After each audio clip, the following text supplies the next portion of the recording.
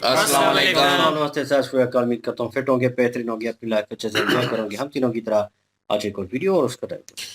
Video है जी शुभंकर मिश्रा जी की कि हिंदू मज़हब में बच्चों को मरने के बाद दफन क्यों किया जाता है। और भक्ति बुक इनके चैनल का नाम है जी। ओरिजिनल वीडियो का लिंक भी डिस्क्रिप्शन में मौजूद है, लाजमी इनको भी सपोर्ट करें। और अभी वीडियो देखते हैं जी और जानने की कोशिश करते हैं कि क्यों दफनाया जाता है, और बाद में जो है रिव्यू देते हैं। मेरा नाम है राणा मोहम्मद रफी, मेरे साथ हैं मोहम्मद समीर खोखर। वेरी शक्लारी पाल्सो गाइस, लेट्स स्टार्ट। क्या कभी आपने सोचा कि हिंदू धर्म में मृत्यु के बाद बच्चों को आखिर दफनाया क्यों जाता है? देखिए, हिंदू धर्म में मृत्यु के बाद अग्नि संस्कार सबसे पवित्र और शुद्ध माना जाता है। यह केवल एक परंपरा नहीं है, बल्कि आत्मा को उसके भौतिक बंधनों से मुक्त करने की प्रक्रिया मानी जाती है। लेकिन जब बात छोटे बच्चों की आती है, अविवाहित लड़कियों लड़कों की आती है, तो यही परंपरा हिंदू धर्म में अचानक बदल जाती है। ऐसा क्यों होता है कि जिन्हें हम सबसे मासूम, सबसे निर्मल और सबसे शुद्ध मानते हैं, उनके शरीर को हम अग्नि को समर्पित नहीं करते? क्यों हम उन्हें जलाते नहीं बल्कि मिट्टी की गोद में सुला देते हैं? क्या इसके पीछे कोई धार्मिक नियम छिपा है? क्योंकि हम तो यह मानते हैं कि आत्मा में शरीर विलीन हो गया, पंच तत्व का विलीन होना, लेकिन बच्चों के केस में ऐसा नहीं है। क्या यह आत्मा और कर्म का कोई गहरा सिद्धांत यहां काम करता है, यह सदियों से चली आ रही परंपरा है जिसे हमने बिना सवाल के स्वीकार कर लिया? हालांकि हिंदू दर्शन में हर एक परंपरा एक सोच, एक तर्क और एक गहरा अर्थ जोड़े होती है। ऐसे में छोटे बच्चों के अंतिम संस्कार से जुड़े ये अलग नियम कई सवाल खड़े करते हैं। क्या मासूमियत के लिए नियम बदल जाते हैं? क्या एक बच्चे की आत्मा को अग्नि की आवश्यकता नहीं होती, या फिर इसके पीछे कोई ऐसा आध्यात्मिक और वैज्ञानिक कारण छिपा है जिसे हम समझ नहीं पाते? आज भक्ति बुक की कहानी में हम इसी पर बात करने वाले हैं। नमस्कार, मैं हूं शुभंकर और आप देख रहे हैं भक्ति बुक।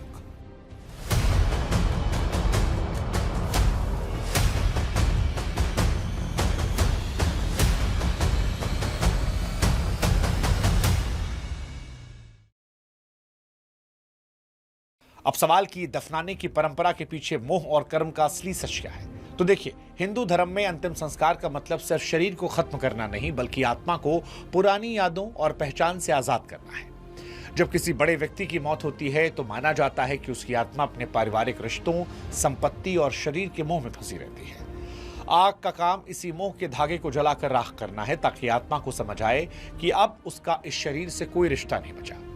लेकिन एक बच्चे की दुनिया एकदम अलग होती है, क्योंकि उसने अभी दुनिया की कड़वाहट, चालाकी नहीं देखी।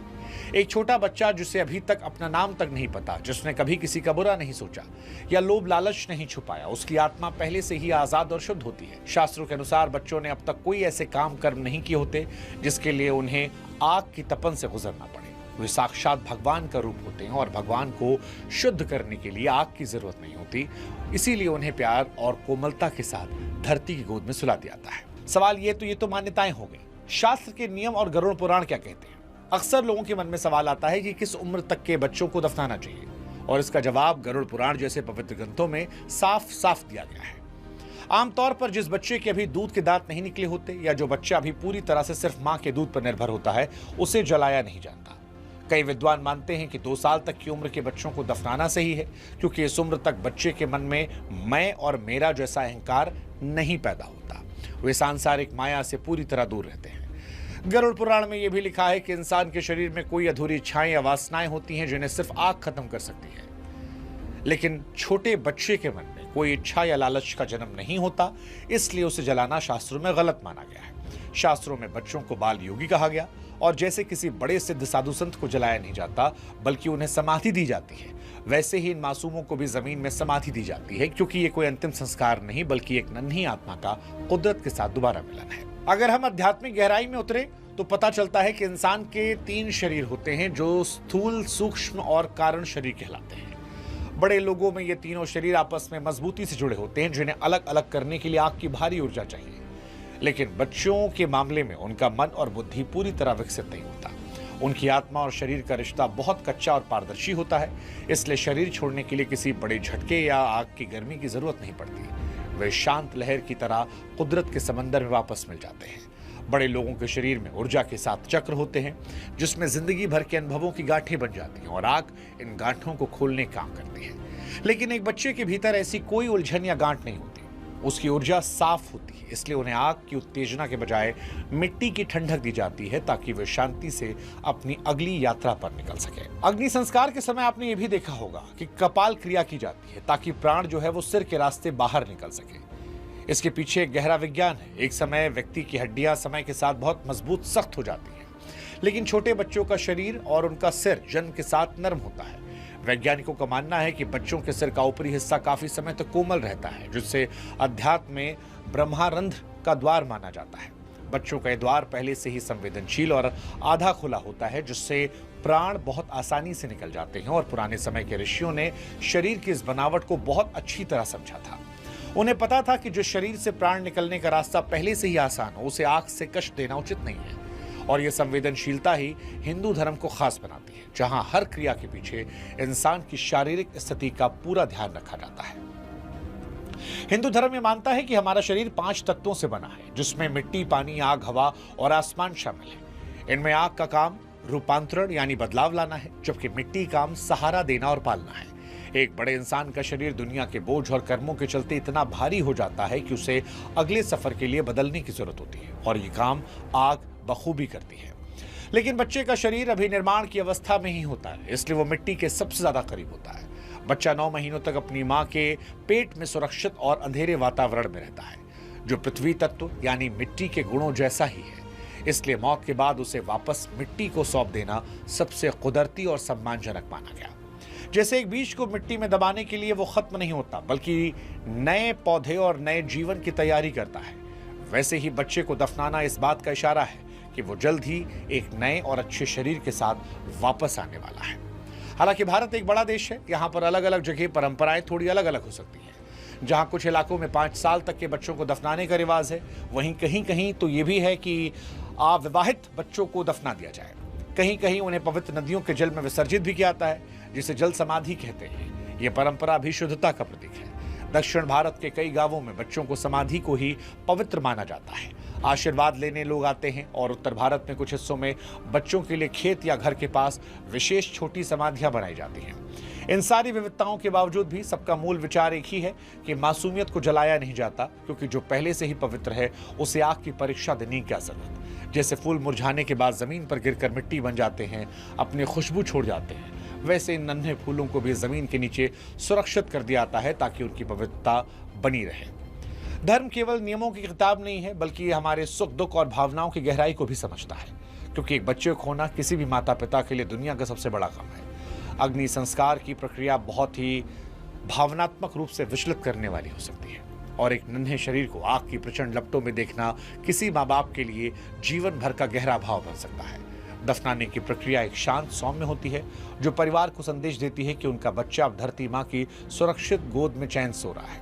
यह एहसास परिवार को थोड़ी मानसिक शांति देता है कि उनके बच्चे को विदाई देते समय कोई कष्ट नहीं हुआ, और ये करुणा ही हिंदू धर्म की इन परंपराओं को महान बनाती है, जहां मृत व्यक्ति के सम्मान के साथ साथ पीछे रह गए लोगों के दर्द का भी ख्याल रहता है। हिंदू धर्म में किसी मौत के बाद परिवार में कुछ दिनों तक सूतक यानी परहेज रखा जाता है, ताकि ऊर्जा का संतुलन बना रहे। लेकिन छोटे बच्चों की मौत के मामले में सूतक के नियम नरम और कम समय के होते हैं। कई शास्त्रों के मुताबिक अगर बच्चा छोटा है तो केवल माता पिता ही कुछ समय के लिए सूतक का नियम फॉलो करते हैं, और बाकी परिवार इससे मुक्त रहता है, क्योंकि बच्चे का दुनिया के साथ कोई गहरा रिश्ता या कर्मों का जाल नहीं बना था। उसकी मौत से परिवार की ऊर्जा पर वो भारीपन नहीं आता जो किसी बड़े व्यक्ति की मौत से आता है, और यही वजह है कि उनके लिए बड़े बड़े श्राद्ध या तर्पण की जरूरत नहीं पड़ती। उनकी आत्मा पहले से ही आजाद है, उसे किसी कर्म कांड की मदद की जरूरत नहीं होती, क्योंकि वह खुद ही सच्चाई और मासूमियत का दूसरा नाम होते हैं। उनकी विदाई सादगी से की जाती है। हिंदू मान्यताओं के अनुसार आत्मा का नया शरीर पाने के लिए अपने पुराने कर्मों का हिसाब किताब चुकाना पड़ता है, लेकिन बच्चों के मामले में पुनर्जन्म की प्रक्रिया तेज मानी जाती है, क्योंकि उन्हें दफनाया जाता है। इसलिए उनकी ऊर्जा का संबंध सीधे प्रकृति और पृथ्वी से बना रहता है, और माना जाता है कि जिन बच्चों की अकाल मृत्यु होती है वो अक्सर उसी परिवार या कुल में बहुत जल्द फिर से जन्म लेते हैं। दफनाने का तरीका उनके वापस आने के मार्ग को आसान बनाता है, क्योंकि आत्मा को पुराने शरीर की यादों या मोह से लड़ना नहीं पड़ता, और वह बहुत हल्की होती है। ये एक तरह की प्रतीक्षा होती है, जहां आत्मा को पुराने शरीर से अलग होने के लिए खास संघर्ष नहीं करना पड़ता। वो जल्द ही नई जिंदगी का सफर शुरू करती है, क्योंकि उनकी आत्मा इतनी पवित्र होती है, उसे शरीर छोड़ने के लिए बाहरी हस्तक्षेप की जरूरत नहीं पड़ती। हिंदू धर्म में भगवान शिव को शमशान का देवता माना जाता है, क्योंकि उन्हें सबसे बड़ा योगी और रक्षक कहा गया है। इसीलिए छोटे बच्चों को शिव का ही रूप माना जाता है, क्योंकि शिव खुद अपने शरीर पर भस्म लगाते थे, हमेशा समाधि में लीन रहते थे। इसलिए बच्चों को समाधि देना सीधे महादेव के चरणों में सौंपने जैसा है। जैसे शिव निराकार और माया से परे हैं, वैसे ही एक छोटा बच्चा भी दुनिया की बुराइयों से पूरी तरह छूता होता है। दफनाने की परंपरा इसी विचार को पक्का करती है। बच्चा अपना छोटा सा सांसारिक सफर पूरा कर चुका होता है और अब किसी भौतिक शुद्धि की उसे जरूरत नहीं होती। इसलिए मिट्टी में सुलाने का मतलब है शिव की अनंत शांति में भेज देना, जहां कोई दुख या परेशानी ना हो। कुल मिलाकर कहें तो बच्चों को दफनाने की परंपरा कोई अंधविश्वास या पुरानी रूढ़ी नहीं, इसके पीछे आध्यात्मिक और गहरा विज्ञान के साथ साथ इंसानियत छिपी है, जो हमें जीवन और मृत्यु का असली मतलब समझाती है। ये इस बात का सबूत है कि हिंदू धर्म में शरीर के मुकाबले आत्मा की स्थिति को कहीं ज्यादा कीमती और जरूरी माना गया। जो आत्मा पहले से ही साफ है, उसे आग से साफ करने की कोशिश करना व्यर्थ है। इसलिए उसे सीधे कुदरत की गोद में लौटा दिया जाता है, ताकि वे शांति से विश्राम कर सकें। चाहे गरुड़ पुराण की शिक्षाएं हों या समाज के पुराने रीति रिवाज, सबका मतलब एक ही है कि बच्चा ईश्वर का रूप है और ईश्वर को कभी जलाया नहीं जाता, क्योंकि वो मिट्टी से आए थे और बहुत ही सादगी से मिट्टी में समा गए।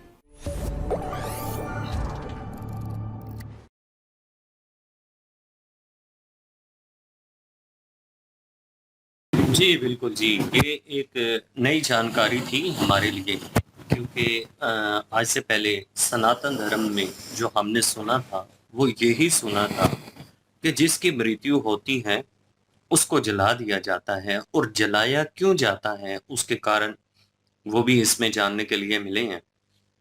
कारण उसका ये है कि इंसान जो है ना वो जिस तरह से जिंदगी गुजारता है दुनिया में, तो वो मोह माया का शिकार हो ही जाता है। मोह माया का एक जाल हर इंसान के इर्द गिर्द होता है, और कहीं ना कहीं ये दुनिया की जो रंगीन जिंदगी है, इसको कोई भी छोड़ना नहीं चाहता। किसी का भी दिल नहीं करता कि वो इस दुनिया से चला जाए। लेकिन जब शरीर का एक टाइम आता है, आत्मा जो होती है ना, वो कहते हैं ना कि उसके लिए एक लिबास है। शरीर जो है ना वो एक लिबास है, और जब उसने लिबास को चेंज करना होता है, एक कपड़ों का जोड़ा जो है उसको चेंज करना होता है, तो वो एक शरीर को त्याग देती है और दूसरे शरीर में, दूसरे जो कपड़ों का जोड़ा है या दूसरे शरीर में जब उसने प्रवेश करना है, तो वो तभी जाके करेगी ना जब पूरी तरह से उस शरीर को छोड़ पाएगी। और उस शरीर को वो छोड़ना नहीं चाहती, क्योंकि आत्मा जो है उसके पास एक उम्मीद की किरण होती है, तो वो भटकती रहती है कि शायद ये जो शरीर है वो उसको जब देख रही होती है, तो छोड़ना काफी ज्यादा मुश्किल होता है आत्मा के लिए। तो मान्यता ये है कि जब शरीर को जला दिया जाता है, तो उससे आत्मा को मुक्ति मिलती है। आत्मा के इर्द गिर्द जो मोह माया का जाल होता है वो टूट जाता है, क्योंकि वो सारे के सारे उस शरीर में वो प्रवेश किए होती हैं वो सारी चीजें। वो शरीर एक उम्मीद आत्मा की होती है, जब वो खत्म हो जाता है, वो शरीर ही भस्म हो जाता है, खत्म हो जाता है, तो फिर आत्मा जो है उसको मुक्ति मिल जाती है। तो आत्मा को पवित्र करने के लिए सनातन धर्म में कोई भी इंसान जो है उसकी मृत्यु के बाद उसको जलाया जाता है। तो ये तो मान्यता है। लेकिन अब देखें कि एक मासूम बच्चा है, तो उसको तो मोह माया का पता ही नहीं होगा। उसको तो ये पता नहीं होगा कि अच्छाई बुराई, ये पैसा, ये लालच, ये रिश्ते, ये सारी चीजें जो हैं वो क्या है। एक मासूम बच्चा जो होता है वो इन सारी सोचों से पहले ही पवित्र होता है। तो उसके शरीर में जो आत्मा होती है, वो आत्मा भी उसी तरह से मासूम होती है जिस तरह से वो बच्चा होता है। मतलब कि वो आत्मा भी उस मोह माया के जाल में कैद नहीं होती, वो पहले से मुक्त होती है।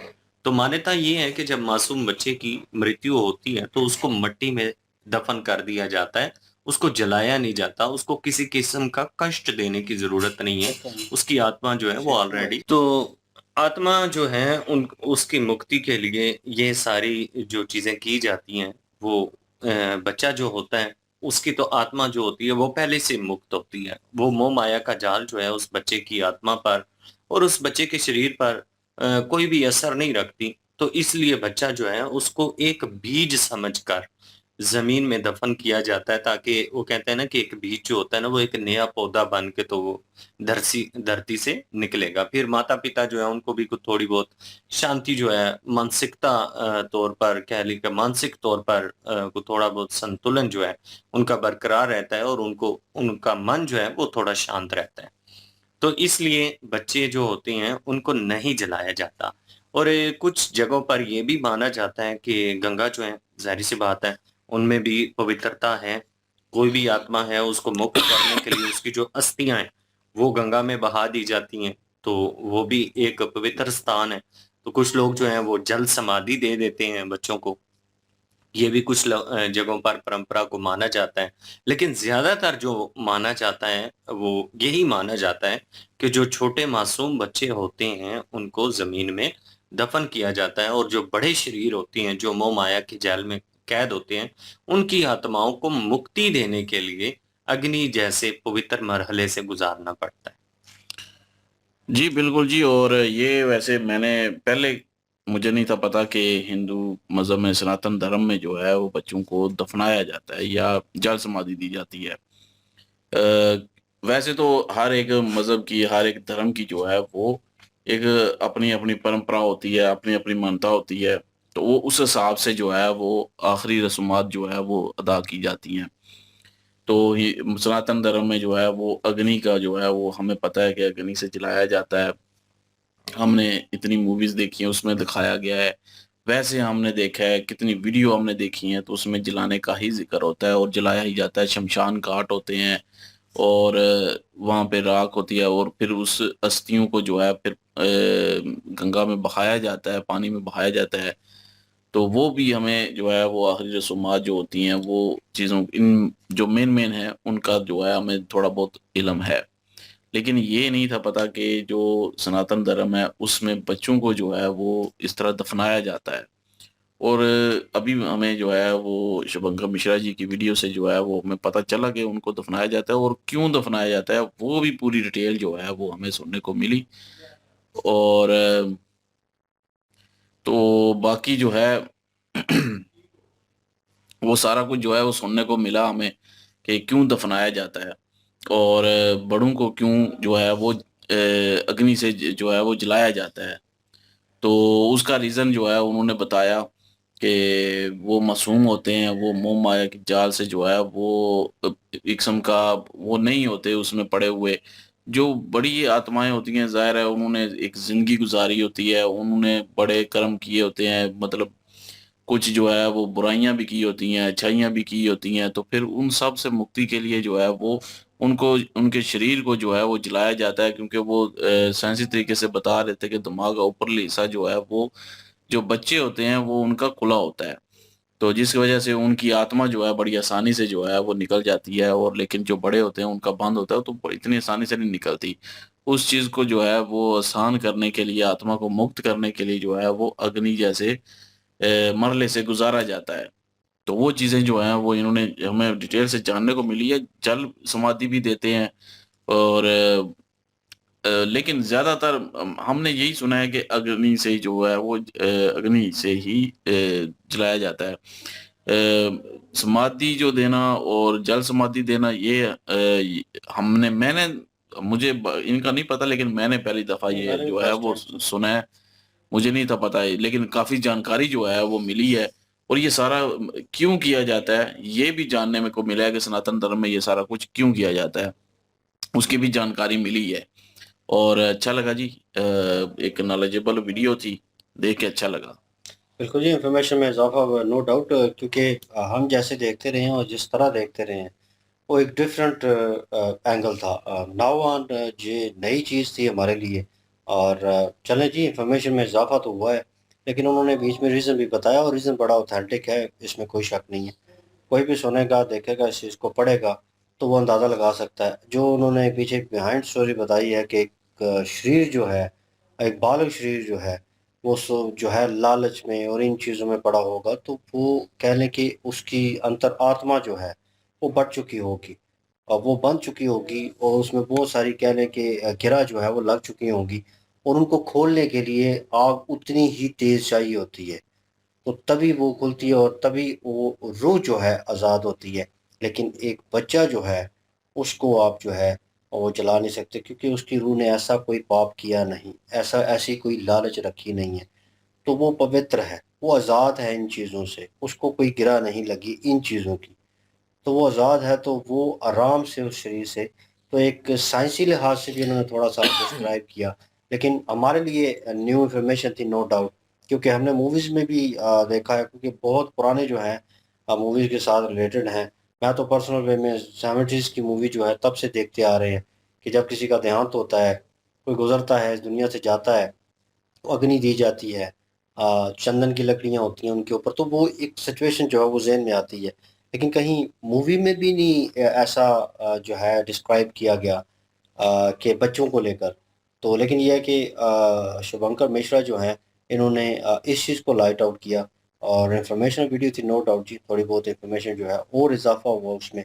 और आप क्या ओपिनियन रखते हैं, कमेंट सेक्शन भी ओपन होगा आपके लिए। इंशाल्लाह मिलते हैं नेक्स्ट वीडियो में, अपना ख्याल रखिएगा, वो हम याद रखिएगा, तब तक के लिए अल्लाह हाफिज, पीस।